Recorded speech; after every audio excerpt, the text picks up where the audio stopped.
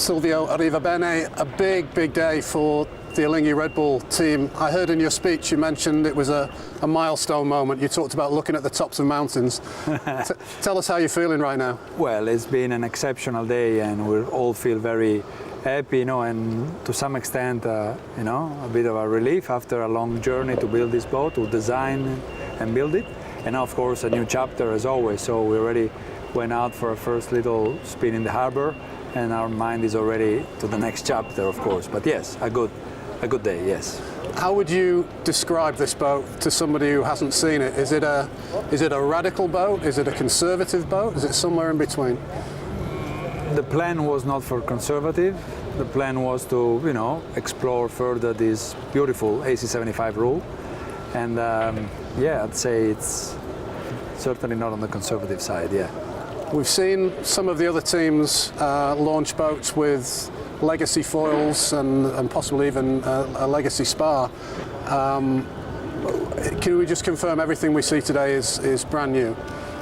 Not everything, but most of it, yes. And every team have their own plans. For us as a new team, we did not have a previous America's Cup campaign with this boat, so of course for us it's our own little, set of things, and we have to make the most out of it and balancing between learning and building and all that. So yeah, but most of it is new, not everything. Can I just be pedantic, say the foils are your new foils? The four wings, yes. Yeah, the foil wings, okay. Yes.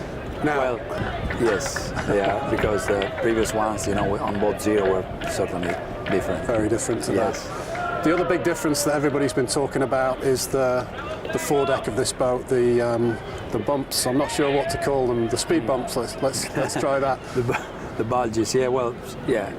Well, it's one of the features, of the boat. We try to take every part of the boat and go through it in depth, and yeah, that's our interpretation of it. So let's see how it goes. There's been lots of talk about Venturi effect, and somebody also said to me, but there's a minimum volume for the bow, and they need to fill it out.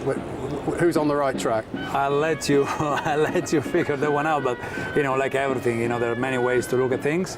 The rule is quite strict, and that's a component. But as we learned over the past campaign, aerodynamics is also a factor in these yachts. So yeah.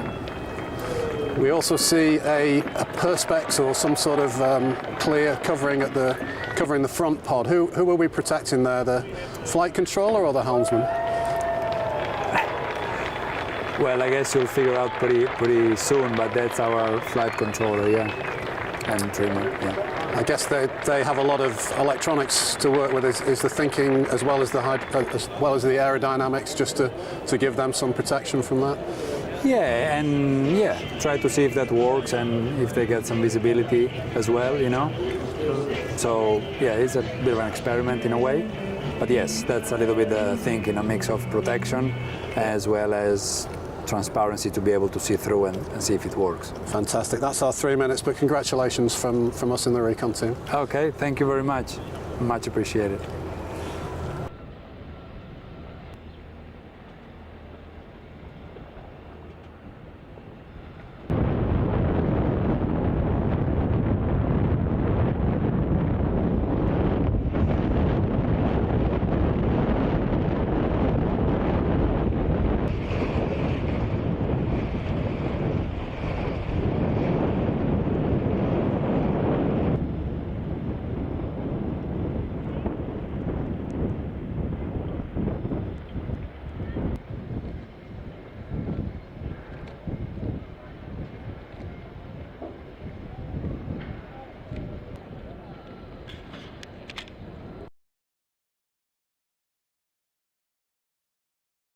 La barca di Alinghi per la Coppa 2024, con una puntualità, devo dire, svizzera. Effettivamente Alinghi Red Bull Racing ha presentato la sua barca per la Coppa, cioè, con la quale spera di arrivare a correre la Coppa America 2024. Ricordiamo che è l'unico scafo che i team possono produrre, quindi c'è soltanto questa chance, quindi se sbagli questo disegno in effetti non puoi recuperare se non provando a modificarlo, ma insomma le possibilità di modifica sono abbastanza ridotte. Non ci aspettavamo forse da Alinghi lo scafo più rivoluzionario di tutti. Effettivamente non lo è. È una barca che a tutti gli effetti sembra l'evoluzione della barca 2 di Team New Zealand, quindi della barca che ha vinto giustamente l'ultima Coppa America, che ha stravinto, si può dire alla fine, l'ultima Coppa America. Quindi diciamo che da questo punto di vista non vediamo delle novità incredibili. Sicuramente si parte da una sezione abbastanza a V della parte di prua che poi va a traslare verso una superficie completamente piatta, diciamo parallela al pelo d'acqua, diciamo così, della parte poppiera. Quindi diciamo che questo tipo di forma è molto molto simile a quello di Team New Zealand. Quello che invece cambia abbastanza, pur avendo un concetto abbastanza simile, ma cambia abbastanza soprattutto nelle proporzioni, è il bustle, cioè quindi la chiglia, perché qua abbiamo una chiglia molto molto profonda che si trascina a questa grande profondità fino a poppa e dalla volumetria nettamente più importante rispetto a quella di Team New Zealand. Quindi abbiamo questa U che è decisamente più grande, quindi questa sezione a U decisamente più grande della chiglia, che promette di poter dare un certo sostegno alla barca durante la fase di decollo, un sostegno diciamo sicuramente più marcato di quello che non fosse dato a Team New Zealand nelle medesime condizioni. Ecco, quindi questo diciamo un qualcosa pensato apparentemente per le condizioni di Barcellona, dove il fatto di dover decollare potrebbe essere diciamo uno dei problemi. Ecco. Chiaramente questa chiglia potrebbe anche in certe condizioni di onda potrebbe anche essere di grande aiuto, sicuramente, perché anche in questo caso è più voluminosa, quindi potrebbe dare più sostegno nel momento in cui la barca dovesse fare dei touch and go, insomma dovesse fare dei tocchi nell'acqua. Chiaramente il lato negativo di questa maggiore volumetria è il fatto che lo shock eventualmente trasmesso da questa chiglia più voluminosa sarebbe superiore, quindi chiaramente dove diciamo con una conduzione precisa una New Zealand che tocca praticamente quasi non sente il tocco con l'acqua, in questo caso il tocco lo senti e come, quindi insomma bisogna capire quali sono i vantaggi e gli svantaggi. Sicuramente sono state simulate queste cose. Quello che cambia abbastanza, quindi se vogliamo vedere le differenze, cambia abbastanza la parte prodiera. Non abbiamo una grande volumetria della parte più alta della prua. Questo sicuramente è una buona differenza rispetto a Team New Zealand. C'è un elemento idrodinamico, direi, che è molto interessante da analizzare, forse anche aerodinamico, ma questo mi devo far aiutare dai miei amici ingegneri, che ricorda un elemento idrodinamico da motoscafo, devo dire soprattutto, quindi questo mi devo far aiutare. Viceversa, la cosa che appare evidente, anche se non ci sono delle foto che saranno molto interessanti da vedere, non ci sono delle foto vere e proprie della parte del ponte, quindi della coperta, sicuramente lo spazio dedicato su entrambi i lati all'equipaggio va sostanzialmente ad esaurirsi completamente verso poppa. La poppa è proprio assolutamente filiforme, il bordo, chiamiamolo il bordo libero della poppa a livello della poppa è praticamente inesistente. Sostanzialmente si direbbe che lo spazio dedicato all'equipaggio vada a chiudersi a goccia, come se si chiudesse in un profilo sottilissimo, se la sezione di un'ala perpendicolare alla coperta, diciamo, questo sembrerebbe, insomma, questo sarà interessante da vedere. Sarà interessante vedere come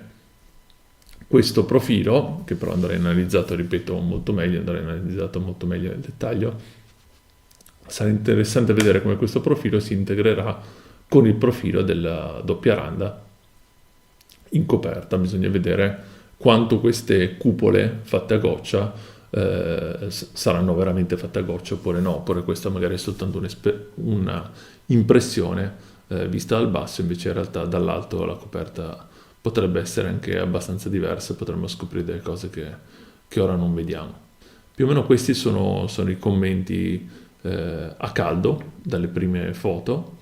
Barca sicuramente che andrà analizzata meglio nei prossimi giorni, però insomma non abbiamo visto da parte degli svizzeri nulla di incredibile apparentemente.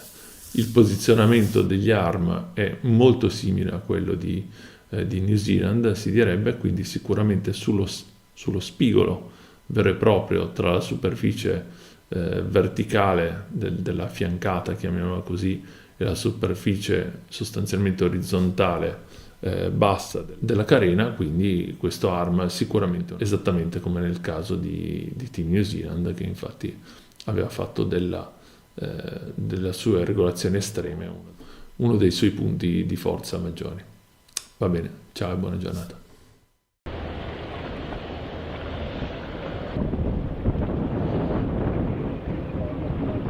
Rodney, had a day of testing for Alinghi Red Bull Racing after yesterday's launch.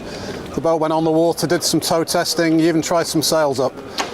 Was that a complete list? Did you tick everything off today? Pretty much. We could have done one more jib, but the day was dragging on and the guys were confident they got enough information about the sizing of the first two jibs. So yeah, it wasn't quite the full list, but pretty much all of it. What were your personal thoughts about seeing the boat on foils for the first time?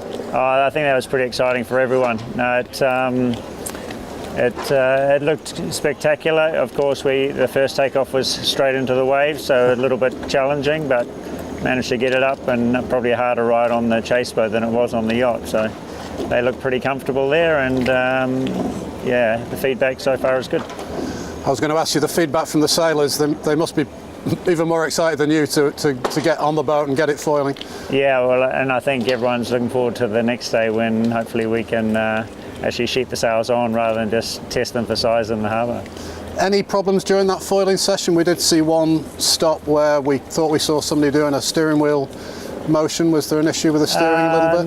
No issues with the steering. The first stop was just to get the tech guys on board and just double check all of the systems after a short period, and then did it again down the other end before the tow back. So yeah, no real issues. Is that towing ticked off now for the team? Yeah, towing's done. So next stage will be sailing. You tried some sails up today for size. Yep. Quite a long process, as we would imagine with the first time up. We think it was a new mainsail and maybe some legacy headsails. Are we right? It's pretty accurate. Okay. It took a while to get the main kind of locked in, but what was the feedback at the end of the day? I think it all worked pretty well. Slightly different technique. Hooking up the main than we're used to, so a little bit of a new process for everyone to work out exactly who does what. So at the end of the day, the main went on well, and yeah, a little fiddling around with some strop lengths and bits and pieces, and then got into the jibs. The main sheet system we were obviously very interested in. It looks like it's new. We're a new recon team to you, so we're not quite as familiar as what you've been using. Is it a totally new system? No, actually it's the same system we had on Boat Zero, so it's exactly the same if you look back at the photos. So tried and tested is what you've gone with. Will you stay with that system, do you think? Yeah, the idea was to, the systems we could develop and on that boat and use and test up to the loads, then we will do that, and yeah, that's one of those pieces we'll stick with. So next stage is to sail the boat. Could that be tomorrow? Forecast not ideal for tomorrow, so we'll probably push it later in the week.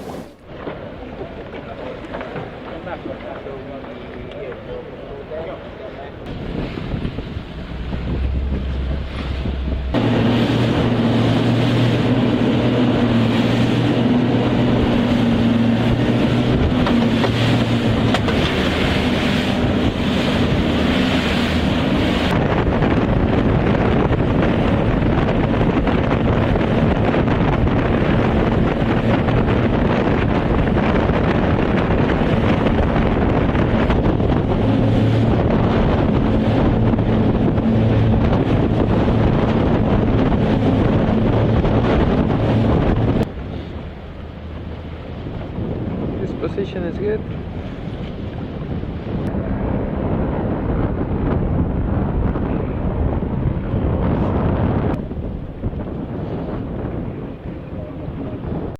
Arno Sarafagis, first day of sailing in the new Alinghi Red Bull Racing AC75. Give us your first impressions. Yeah, fantastic day today for the first sailing day.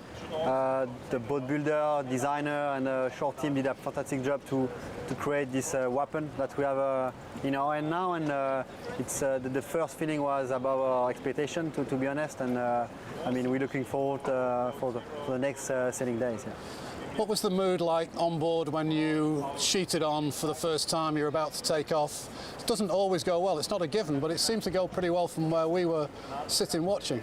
Yes, we did a few, we had a few system check before we actually could do the proper sailing, and the first time we say, okay, just let's try, we can build speed. It came actually pretty quick. We decided that we had today, and we just saw the boat speed coming up, and we say with Brian, just give it a go, and sheet on, and the boat came out. So it was really impressive, and I think we can learn even more to make it happen earlier, but I mean today was a fantastic day. First jibe in the boat was a foiling jibe. That's how we scored it. Yeah, it's first manoeuvres, it's always tricky. It's probably not the best jibe ever, but I mean, it was as we expected. We did train a lot in the simulator as well, so the boat behaved pretty well. So I think it's just now game is on. Yeah. I was going to ask you, you must have spent, I'm not going to ask you how many hours, but many hundreds of hours in the simulator sailing this design of boat. How much did it match up to your expectations? About the two worlds, let's say, match up pretty nicely. We have the muscle memory of the sim, and so to jump on the boat is almost pretty easy for us. So because we spend so much hours, as you say. So, but now it's a real boat, and you need to be gentle, but try to push her even harder. What are the characteristics of this boat compared with your last boat, your training boat, that make it so much more suitable for Barcelona, where it's been designed for? Well, I think boat one is, compared to boat zero, is a different world. It's first generation, let's say it's third generation now. Even for Auckland, I think our new boat will have been way better. If you see Team New Zealand boat 2 was more looking like our one than boat 0. So I think it's just the development of it, and every little details and feature of this new boat are just better and more mature. We saw somebody hanging or being hung over the side at one point when you stopped towards the end. Was there an issue? No, not a massive issue. We just had a flap for that was coming loose. So instead of losing it, we just decide to hold Jack Taylor by the feet just to remove it instead of losing it or damage it and lose it in the water. Yeah. A flap on the hull, not a flap on the foil? No, a flap on the hull, yeah. Okay, Arno, thanks for sharing all that with us. Thank you very much. Thanks.